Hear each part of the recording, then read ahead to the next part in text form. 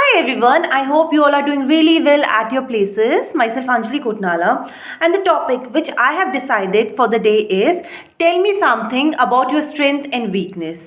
And here I would like to add one thing that this is one of the most asked question during interview. Okay, so आज का जो topic है वो है कि अपनी स्ट्रेंथ और अपनी वीकनेस के बारे में बताइए। और आप जब भी फ्यूचर में कभी इंटरव्यूज़ देंगे तो आपको ऑलमोस्ट 80% इंटरव्यूज़ में ये क्वेश्चन मिलेगा। आप ये भी कह सकते हैं कि ये इंटरव्यू पैनल का one of the most favourite question होता है, ठीक है। So before answering to this type of question you need to make sure that you follow these 2 point. Okay, so इनको आंसर करने से पहले आपको 2 पॉइंट से आपको इनको फॉलो करना है। बाद में मैं आपको बताऊंगी कि आपको किस टाइप से इसमें अपने आंसर्स को ऐड ऑन करना है, but please make sure you follow these 2 step. Okay, तो सबसे पहले आपको क्या नोट करना है कि how the interviewer is asking you this question.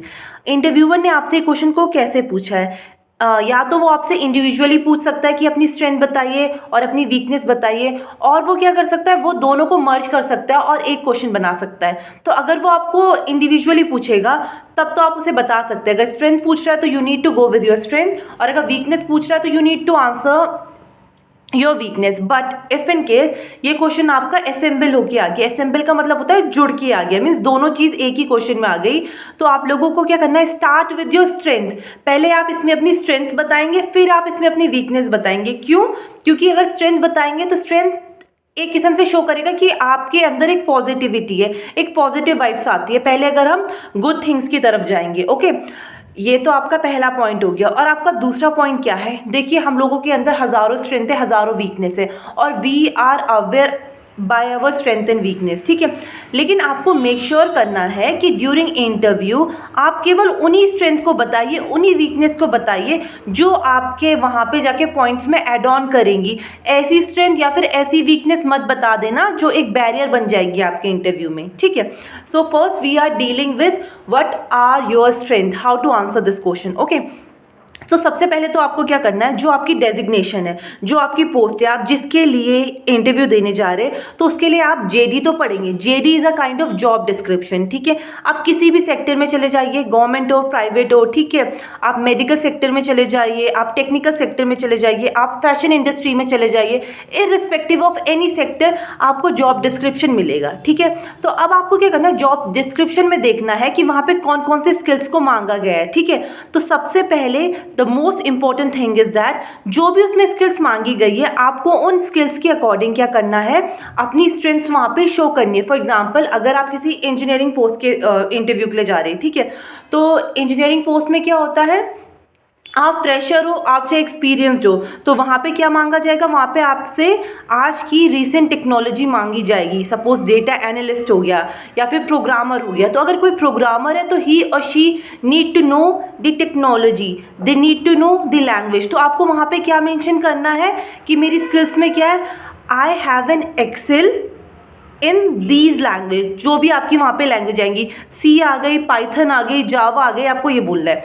Suppose आप डेटा एनालिस्ट की पोस्ट के लिए जा रहे हैं, तो डेटा एनालिस्ट में क्या होता है, आपको एसक्यूएल की डिमांड होती है, आपकी टैब्लो की डिमांड होती है, आपकी पावर बीआई की होती है। तो आपको मेक श्योर करना है कि आप इंटरव्यू के टाइम जाके बोलते हैं that I am excel in these things. Okay, ये आपका पहला पॉइंट हो गया।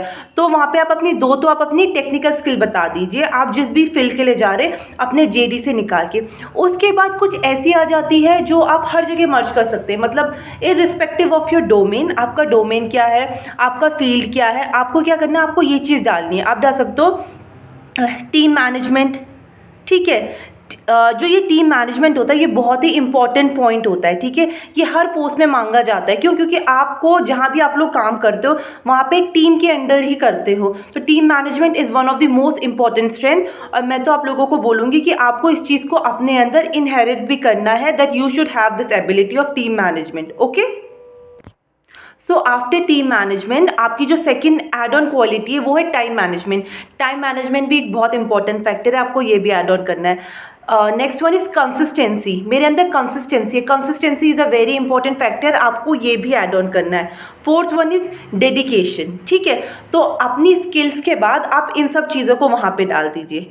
Time management, team management, dedication and consistency. Okay, और एक और है बहुत ज़्यादा इंपॉर्टेंट है, बहुत अच्छा शो करता है पॉजिटिव एटीट्यूड। ओके, तो ये सब चीज़ें आप वहाँ पे ऐड ऑन कर दीजिए।